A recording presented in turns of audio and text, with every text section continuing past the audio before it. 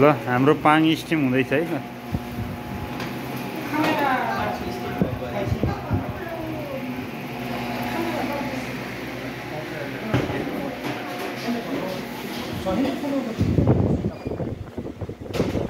आज पाङको ग्लास यसरी तयार हुँदैछ। लगभग तयारी भइसक्यो। यसलाई चाहिँ चिसो बनाएर यसरी गएर राख्छु। तपाईँहरू पनि पाङको ग्लास लिन चाहनुहुन्छ भने अथवा कोरियामा पाङको ग्लास लिन चाहनुहुन्छ भने यसरी आफूले पाङ बनाउँदै खाँदै गर्दै चाहिँ यसरी तयार हुँदैछ। यसलाई चाहिँ तातो भएको हुनाले एकछिन पङ्खा लगाएर सुकाइरहेको छु।